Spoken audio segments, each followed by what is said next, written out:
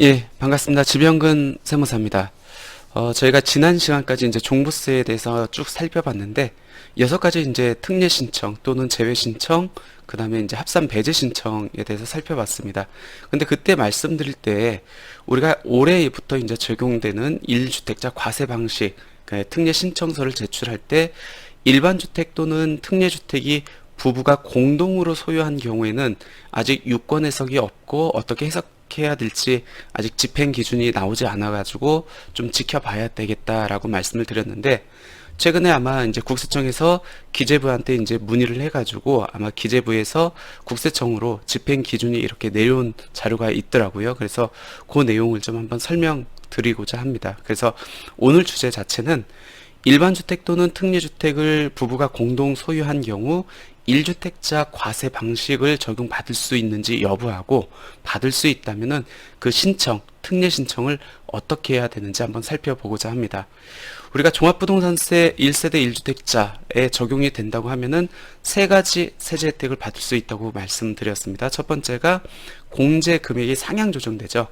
그러니까 공제 금액이 보통은 6억 원이 적용되는데 그 5억 원이 얹어져 가지고 11억 원이 적용되고, 세율을 적용할 때 당연히 기본 세율이 적용되겠죠. 0.6%에서 3.0%의 6단계 누진세율이 적용됩니다.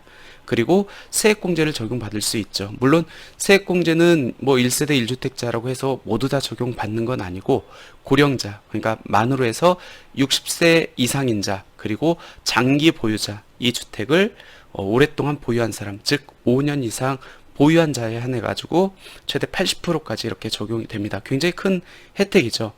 원칙적으로 이 1세대 1주택자의 세제 혜택을 받기 위해서는 본인 명의로, 인별합산 제도이기 때문에 본인 명의로 딱 한 채의 주택을 갖고 있어야 되는데, 이번에 특례 주택을 갖고 있으면은 내가 주택수가 2채 이상임에도 불구하고 1세대 1주택자의 그 과세 방식을 적용받을 수 있겠다라는 이제 특례 신청을 제출할 수 있게 되어 있었죠. 9월 말까지 제출을 해야 되는데, 물론 지금 현재 9월 말 특례 신청 기간은 지났습니다. 하지만 이 요건에 맞다고 하면은 종합부동산세를 부과하기 전까지, 보통 이제 11월 중순 정도에서 말 정도에 이렇게 부과하고자 하는데, 그 전까지 제출을 해도 그동안은 받아줬거든요. 받아주지 않을 이유가 없겠죠. 그래서 여기 내용을 들어보시고 여기에 해당된다고 하면은 9월 말 특례 신청 기간은 지났지만 관할 세무서에 제출을 해가지고 적용받으면 좋을 것 같습니다. 우리가 일반 주택을 잇는 상태에서 일시적 2주택이라든지 그 다음에 상속주택이라든지 지방저가주택, 제가 요 3개의 주택을 오늘 특례주택이라고 일컬겠습니다. 그러니까 일반 주택과 특례주택을 소유한 경우에 이 두 주택이 한 채 이상임에도 불구하고 1주택자 과세 방식, 즉 공제 금액이 11억 원을 적용받고 세액공제도 적용받을 수 있는 특례 규정이 2022년 종합부동산세 부과분부터 그 적용받을 수 있습니다. 그래서 9월 말까지 특례 신청을 제출하도록 되어 있는데, 이 특례 주택이라고 하면은 3가지로 이렇게 우리가 정리를 할 수 있죠. 첫 번째가 일시적 2주택, 그러니까 신규 주택 취득일로부터 2년 이내의 주택. 뭐 과세 기준일 현재 2채임에도 불구하고 종전주택을 신규주택 취득일로부터 2년 내에 이제 양도한다는 전제 조건 하에서 1주택자로 봐가지고 그 1주택자 과세 방식을 적용하겠다는 얘기입니다. 또 상속주택도 마찬가지죠. 내가 일반 주택이 있는 상태에서 상속주택을 소유하고 있다. 그러면 종합부동산세 과세를 할 때 합산, 기준시가를 합산하긴 하지만 1주택자 과세 방식을 적용하겠다. 그리고 지방저가주택도 마찬가지입니다. 1세대 2주택, 그 다음에 상속주택, 지방저가주택이 어떤 건지는 지난 시간 동안에 제가 말씀을 드렸으니까 과거 영상을 한번 보시면 될 것 같고요. 일단은 일시적 2주택, 상속주택, 지방저가주택의 요건을 충족한다라고 했었을 때 1주택자 과세 방식을 적용받는다면 어떻게 세금이 계산되는지 다시 한번 보면 이렇게 되죠.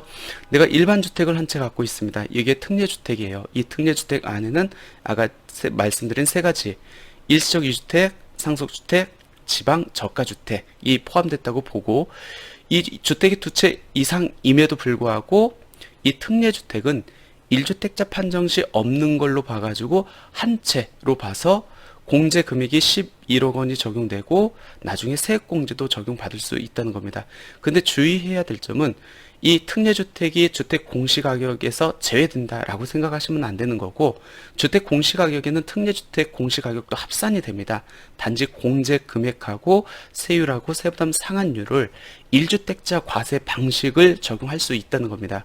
그래서 주택 공시가격을 일반주택과 특례주택을 합산하고 공제 금액을 11억 원을 적용받죠. 2주택임에도 불구하고. 그리고 공정시장가액 비율 2022년도는 60%이고, 그럼 과세 표준이 나오는데 주택이 두 채 조정 대상 지역에 있음에도 불구하고 우리가 1주택자 과세 방식을 적용받을 수 있기 때문에 세율이 기본 세율이 적용됩니다.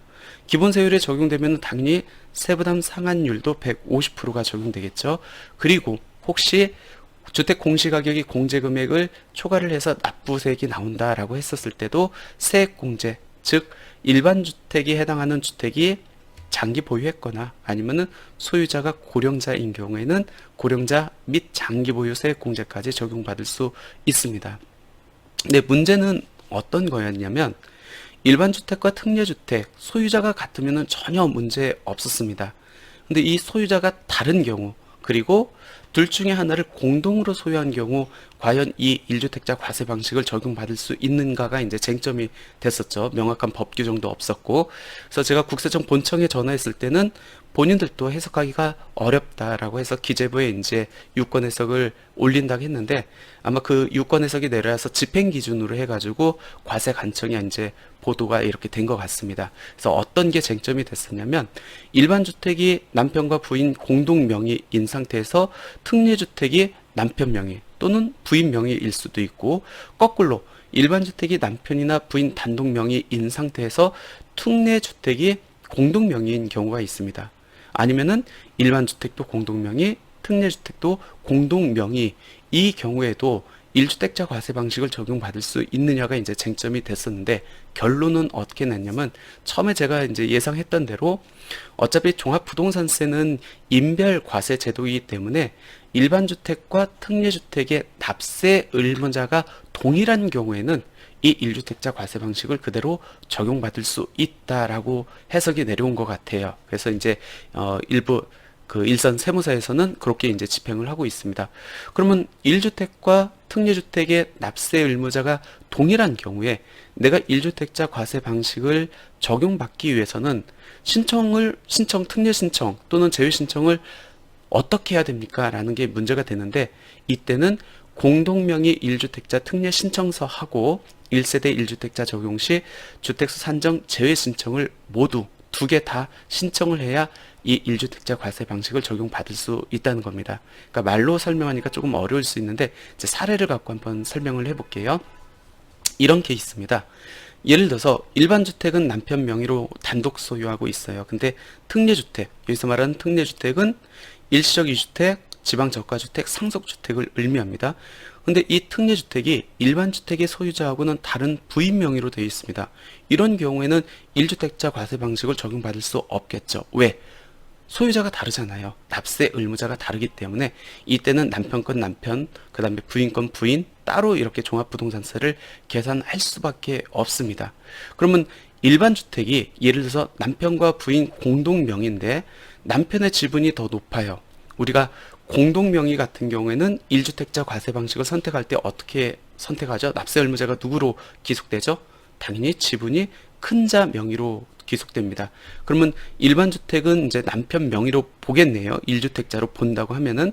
근데 일시적 2주택자의 소유자가 부인인 경우에는 이때도 일반 주택과 특례주택의 납세 의무자가 상이하네요. 그러니까 이 경우에도 1주택자 과세 방식을 적용받을 수 없습니다. 이때는 종합부동산세가 어떻게 과세가 되죠?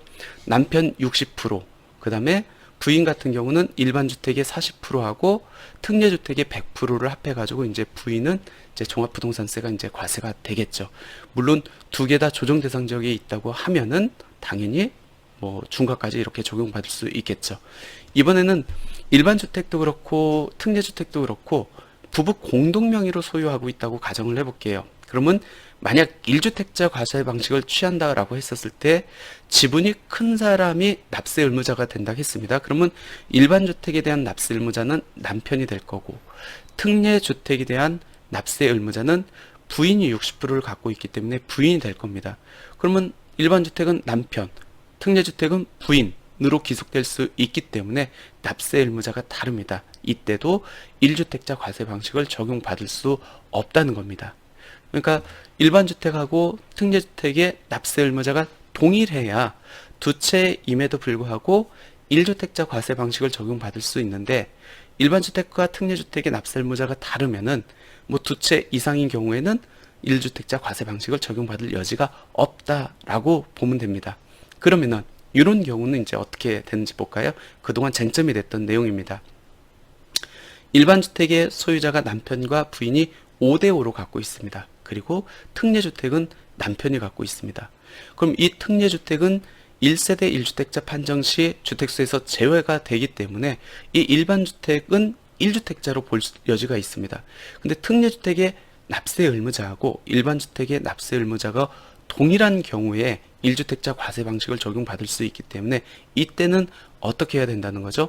일반 주택에 대해서는 공동명의 1주택자 특례 신청을 하되 누구를 납세 의무자로 해야죠? 당연히 특례주택 소유자, 명의자가 동일하게 남편을 납세 의무자로 하면 됩니다. 그리고 특례주택에 대해서는 1주택자 적용 시 주택수 산정제외 신청서를 제출합니다. 결국 두 가지 신청을 동시에 해야 된다는 얘기겠죠. 공동명의로 되어 있는 이 일반 주택에는 공동명의 1주택자 특례 신청, 그 다음에 특례주택에서는 두 채임에도 불구하고 저 한 채로 봐주세요. 즉 1주택자 과세 방식 취할 수 있게 해주세요 라고 해가지고 1세대 1주택자 적용 시 주택수 산정 제외 신청서 같이 동시에 제출을 하면은 두 개를 합산하되 공제금액이 11억 원을 적용받고 그리고 세액공제도 적용받을 수 있다라는 얘기입니다. 이번에는 거꾸로 한번 해볼까요? 일반 주택이 부인이 100%가 갖고 있습니다. 단독 명의로 갖고 있다는 얘기겠죠. 그리고 특례주택은 남편과 부인이 공동 명의로 갖고 있습니다. 그러면 일반 주택하고 특례주택의 납세 의무자를 동일하게 하면은 2주택임에도 불구하고 1주택자 과세 방식을 적용받을 수 있다는 겁니다. 그럼 어떻게 해야 된다는 거죠? 이 특례주택에 대해서 일반 주택의 납세 의무자가 동일하게 만들기 위해서 부인을 공동 납세 의무자로 해서 공동명의 1주택자 특례 신청서를 먼저 제출을 하고, 그리고 2주택임에도 불구하고 얘가 특례주택, 일시적 2주택자라든지 지방저가주택이라든지 상속주택에 해당된다고 하면은 얘 제외해주세요 라고 해가지고 1세대 1주택자 적용 시 주택수 산정 제외 신청을 같이 제출하면 되겠죠. 그러니까 두 가지 신청서를 동일하게 제출을 해야 된다는 겁니다. 핵심은 뭐죠? 1주택자 과세 방식을 적용받기 위해서는 반드시 일반 주택과 특례주택의 납세 의무자를 일치시켜야 된다는 겁니다. 이 케이스 같은 경우에서 특례주택을 남편 명의로 했다 납세 의무자를, 그러면 일반 주택의 납세 의무자하고 특례주택의 납세 의무자하고 소유자가 다르기 때문에 1주택자 과세 방식을 적용받을 수 없다는 겁니다. 반드시 납세 의무자를 일치시켜야 된다. 이번에는 두 개 다 공동명의로 갖고 있는 경우도 있을 수 있잖아요. 다행히도 남편, 부인이 50대 50으로 소유를 하고 있습니다. 일반 주택도 그렇고 특례주택도 그렇고. 이런 경우에는 어떻게 해야 2주택임에도 불구하고 1주택자 과세 방식을 적용받을 수 있죠? 납세 의무자를 동일하게 만들면 되잖아요. 그러면 일반 주택에 대해서 공동명의 1주택자 특례 신청을 합니다. 누구 명의로? 남편하고 부인 둘 중에 아무나 5대5로 돼 있기 때문에. 그리고 나서 이 특례주택에 대해서는 공동명의 1주택자 특례 신청을 별도 신청할 필요는 없고 얘 두 채임에도 불구하고 1주택자 과세 방식을 적용받을 수 있게 해주세요 해서 이 특례주택에 대해서는 1세대 1주택자 적용 시 주택수 산정 재신청만 해주면 됩니다. 이 케이스에서도 두 가지 특례 신청을 제출해야겠네요. 첫 번째는 공동명의 1주택자에 대한 특례 신청, 두 번째는 특례주택 빼주세요, 즉 1세대 1주택자 적용 시 주택수 산정 재신청, 이 두 신청을 제출을 해야만 2주택임에도 불구하고 1주택자 과세 방식을 적용받을 수 있다는 겁니다. 참고로 이 경우 한번 볼까요? 일반 주택에 대한 소유 지분율이 5대5가 아닌 6대4입니다. 그러면 1주택자 과세 방식으로 본다고 하면은 이때는 선택할 수 없죠. 지분율이 높은 사람이 납세 의무자가 됩니다. 그러면 남편이 납세 의무자가 되고 너무나 다행스럽게도 특례주택에 한 납세 의무자가 남편이 100% 갖고 있습니다. 이때는 2주택임에도 불구하고 1주택자 과세 방식을 적용받을 수 있겠네요. 그럼 특례신청서 어떤 거 넣어야 되죠? 먼저 일반주택에 대해서는 공동명의 1주택자 특례신청서를 넣어야 되는 거고, 당연히 지분이 많은 남편 명의로 납세 의무자가 적용돼야 되겠죠. 이때는 선택이 불가능합니다.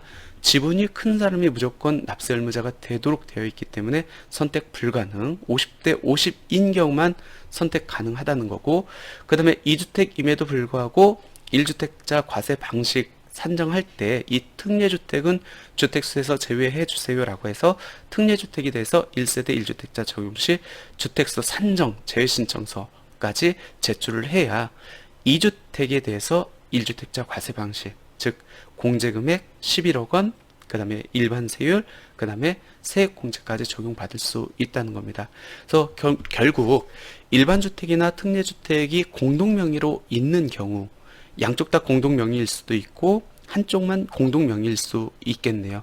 그런 경우에는 누구를 납세 의무자로 하는지에 따라서 내가 1주택자 과세 방식을 적용받을 수도 있고 못 받을 수 있습니다. 그러니까 신중하게 판단하셔야 되고, 특히 50대 50인 지분을 갖고 있는 경우에는 나머지 일반주택이나 특례주택의 납세 의무자하고 동일하게 부부 공동명의 1주택자 특례 신청 시 납세 의무자를 일치시키는 게 핵심이다라고 보시면 될 것 같고, 이 부부 공동명의 1주택자 특례 신청서 외에 우리 특례주택, 즉 1세대 1주택, 2주택, 그 다음에 상속주택, 지방저가주택에 해당한 경우 이 주택은 1세대 1주택자 적용 시 주택수에서 제외해 주세요 라는 재신청서를 반드시 별도 제출을 해야 된다. 그러니까 두 가지 특례신청서를 제출해야 된다는 겁니다.